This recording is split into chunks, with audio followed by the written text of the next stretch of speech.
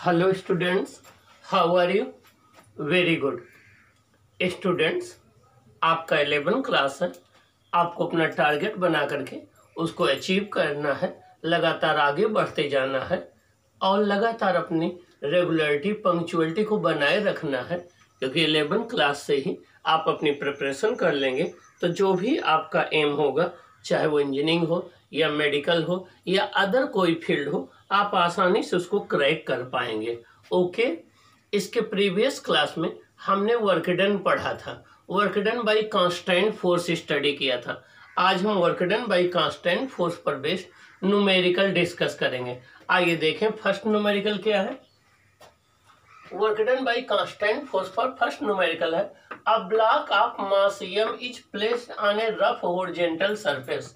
देखिए ये 10 kg का कोई एक ब्लॉक है, ये एक रफ हॉरिजॉन्टल सरफेस पर रख दिया गया है। ये 10 kg का कोई एक ब्लॉक है, इसको रफ हॉरिजॉन्टल सरफेस पर रख दिया गया है और इसको 20 न्यूटन का फोर्स अप्लाई करके इसको पुल किया जा रहा है। इस ब्लॉक और ग्राउंड के बीच में कोफिशिएंट ऑफ स्टैटिक फ्रिक्शन 0.5 है। जी की value 10 metre per second square है। 10 kg मास का कोई एक ब्लॉक है जिसको ग्राउंड पर रख दिया गया है। ग्राउंड और ब्लॉक के बीच में कोफिशिएंट ऑफ स्टैटिक फ्रिक्शन 0.5 है। जी की value 10 metre per second square है। एफ 20 न्यूटन है। आपको क्या करना है, find the work done by friction in 5 second. Work done by friction आपको फाइंड आउट करना है कितने सेकेंड में? 5 सेकेंड में। कितने सेकेंड में? 5 सेकेंड में। तो work done by friction find out करना है 5 सेकेंड में।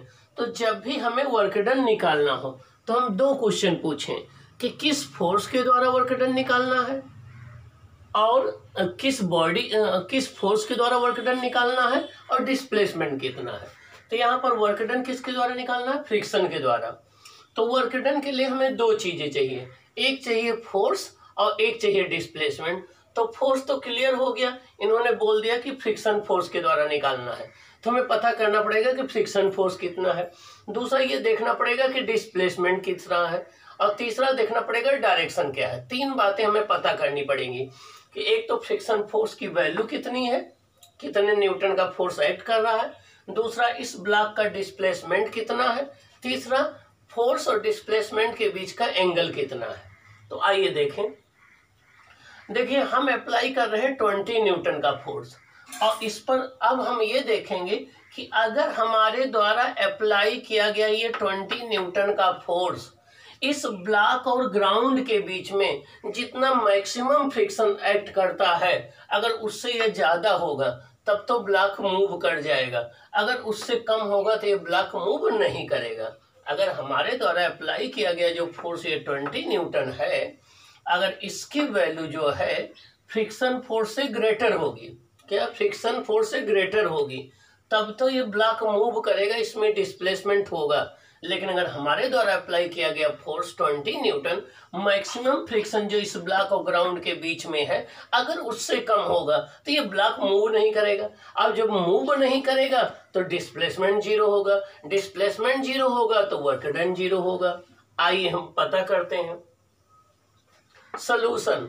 मैक्सिमम फ्रिक्शन किन्हीं दो सरफेस के बीच में जो मैक्सिमम फ्रिक्शन होता है वो लिमिटिंग फ्रिक्शन के बराबर होता है। किन्हीं दो सरफेस के बीच में जो मैक्सिमम फोर्स ऑफ फ्रिक्शन होता है वो लिमिटिंग फ्रिक्शन के बराबर होता है, ठीक ना। और लिमिटिंग फ्रिक्शन होता है FL equal to mu S into M G. FL equal to mu S into M G. Mu S क्या है? कोफिशिएंट ऑफ स्टैटिक फ्रिक्शन है। एम क्या है? मास। जी क्या है? Acceleration due to gravity.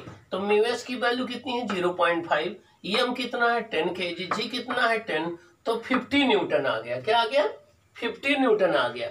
अब बड़ा इंटरेस्टिंग पॉइंट यहाँ देखिए, ग्राउंड और ब्लॉक के बीच में जो फोर्स एक्ट कर रहा है फ्रिक्शन फोर्स, उसकी मैक्सिमम वैल्यू है 50 न्यूटन।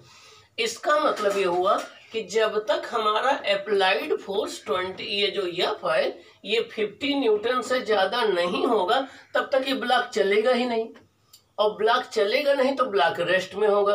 ब्लॉक रेस्ट में होगा तो उस केस में डिस्प्लेसमेंट उसका कितना होगा? जीरो होगा।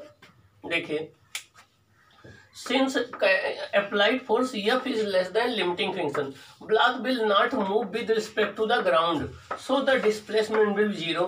अब जब डिस्प्लेसमेंट जीरो होगा तो वर्क डन होता है फोर्स इंटू डिस्प्लेसमेंट, तो आपका वर्क डन क्या हो जाएगा, जीरो हो जाएगा। देखिए अप्लाइड फोर्स ये है, फ्रिक्शन फोर्स ब्लॉक पर इस डायरेक्शन में लगेगा, नॉर्मल रिएक्शन ये हो जाएगा, EMG ये हो जाएगा, तो वर्क डन कितना हो जाएगा, जीरो हो जाएगा। तो इसका आंसर जीरो आ जाएगा। ओके, अब आइए इसी पर बेस्ड दूसरा क्वेश्चन बनाते हैं।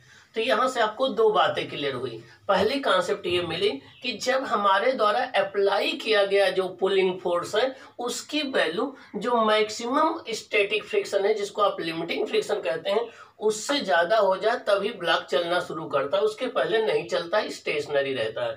तो यहाँ पर हम अप्लाई कर रहे थे 20 न्यूटन का फोर्स, लेकिन फ्रिक्शन फोर्स है 50 न्यूटन। इसका तो ये ब्लॉक चलेगा ही नहीं, ब्लॉक रेस्ट में रहेगा। अब जब रेस्ट में रहेगा तो इस पर कौन सा फ्रिक्शन लगेगा, स्टैटिक फ्रिक्शन लगेगा। स्टैटिक फ्रिक्शन की वैल्यू अप्लाइड फोर्स के बराबर होती है, तो इस पर जो फ्रिक्शन लगेगा वो 20 न्यूटन का लगेगा और डिस्प्लेसमेंट इसका जीरो होगा। तो वर्क डन अगर आप निकालेंगे तो 20 इंटू जीरो जीरो आएगा। आइए अब हम इसी पर बेस्ड दूसरा क्वेश्चन बात करते हैं। Suppose an observer is situated in a reference frame yes moving with constant velocity 10 metre per second in the direction of applied force F on the block, then the displacement of the block seen by reference frame S in 5 seconds will be। A option है 50 metre left, B metre है 50 metre right, सी है 0 और D है none of these. आइए question क्या कह रहे हैं। क्वेश्चन ये कह रहे हैं कि जिस डायरेक्शन में ये फोर्स 20 न्यूटन का लग रहा है, इसी डायरेक्शन में अगर कोई फ्रेम ऑफ रेफरेंस हो, मान लीजिए यस, मान लीजिए ये अगर मूव कर रहा हो 10 मीटर पर सेकेंड से, जिस डायरेक्शन में हम फोर्स अप्लाई कर रहे हैं, अगर इसी डायरेक्शन में कोई frame of reference 10 metre per second से मूव कर रहा हो, तो इस फ्रेम ऑफ रेफरेंस से देखने पर इस ब्लॉक का डिस्प्लेसमेंट 5 सेकेंड में क्या होगा। क्वेश्चन ये है कि अगर कोई frame of reference 10 metre per second की कांस्टेंट वेलोसिटी से मूव कर रहा हो अप्लाइड फोर्स F की डायरेक्शन में, राइट डायरेक्शन में, तो उस केस में इस ब्लॉक का डिस्प्लेसमेंट 5 सेकेंड में कितना होगा।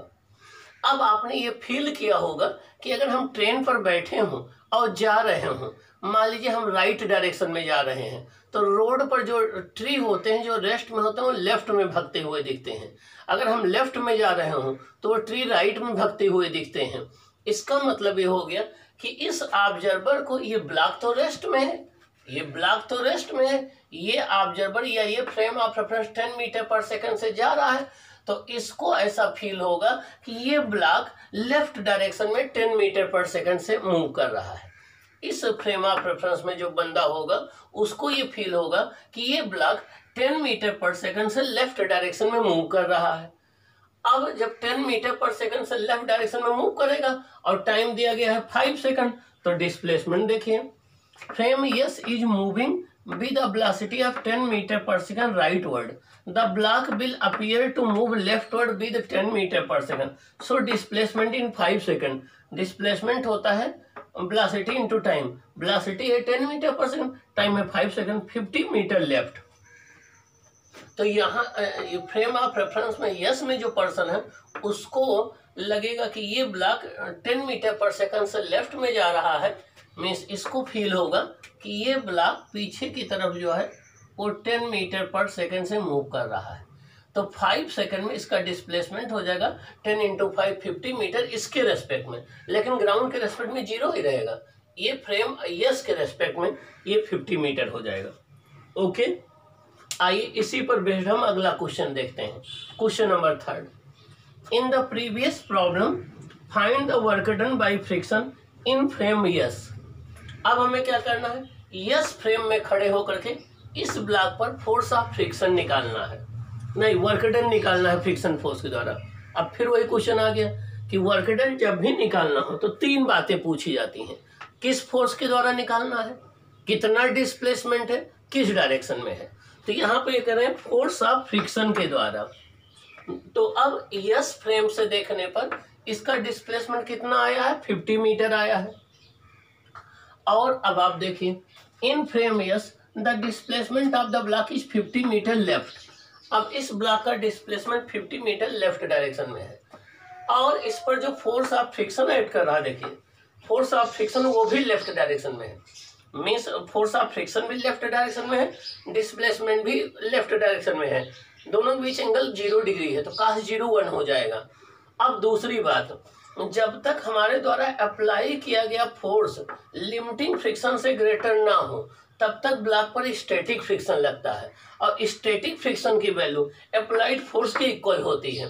तो यहाँ पर in frame S the displacement of the block is 50 metre left and force of friction is also in left direction.